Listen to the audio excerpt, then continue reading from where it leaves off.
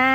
ายឆ្នាំនេះเตรียมចិត្តเตรียมកាយនឹងដើរប៉ាតបយនៅបើเตรียมចិត្តเตรียมកាយហើយមកមើលវីដេអូនៅឆ្នាំមុនទាំងអស់គ្នាអូខ្ញុំនិយាយមែនឆ្នាំមុននៅប៉ោយប៉ាយគឺសบายសាហាវមនុស្សគឺកក់កុញហ្មងអីដែលសំខាន់ណាសបោបយស្អាតច្រើនណានៅប៉ោយប៉ាយដល់ខ្ញុំនិយាយមែនហើយឆ្នាំនេះផងដែរខ្ញុំមានកម្រងនឹងថត vlog ជូនបងទាំងអស់គ្នាអញ្ចឹងសម្រាប់បងណាដែលគាត់ចង់ចូល vlog ខ្ញុំចង់អីអញ្ចឹងណាឃើញមុខខ្ញុំចាំរត់មក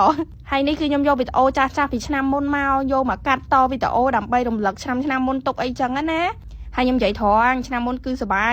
ខ្លាំងមិនថានៅសាន់កូឬនៅប៉ោយប៉ែតដើមទ្រាដើមអីទេអ្នកទាំងអស់គ្នាសบายណាស់ចិត្តដល់ថ្ងៃចូលឆ្នាំថ្មីឯណាអញ្ចឹងសម្រាប់បងណាដែលគាត់មានរៀងថតអីអញ្ចឹងណាត្រូវមានរបស់ទប់ស្កាត់ឲ្យហើយមានជាប្រភេទចាហួយសម្រាប់រៀងរសជាតិផ្លែឈើជាមួយនឹងតែគឺសម្រាប់បងណាដែលគាត់មានទឹកនោមផ្អែមអីញ៉ាំប្រភេទតែទៅគឺត្រូវហើយនេះផងដែរជាប្រភេទអតិថិជនដែលគាត់ញ៉ាំតែ long DSL ឲ្យស្រកប៉ិតបងអើយមើលរៀងរបស់គេញាក់សាច់ហ្មងអញ្ចឹងកុំទុកឲ្យខ្លួនឯងរៀងកមិកម៉ាប់អីថ្ងៃចូលឆ្នាំអីពាក់ខោអាវ sexy អីអត់ស្អាតណាបងកុំថាឡាយខ្ញុំក៏ធ្លាប់ថតដែរណាបងមើលមុខរបស់ខ្ញុំឲ្យហើយគឺហាំស្ទល់អញ្ចឹងហ្មងញ៉ាំច្រើនពេលហ្នឹងគឺញ៉ាំច្រើនមែនឥឡូវនេះខ្ញុំអត់បដៅខ្លួនទេខ្ញុំមកញ៉ាំជាមួយនឹងតែ long DSL ប៉ុណ្្នឹងហើយចាគឺថាមីនីបបកញ៉ាំហ្មងចិត្តដល់ថ្ងៃចូលឆ្នាំហ្នឹងណាអញ្ចឹងទិញញ៉ាំទាំងអស់គ្នា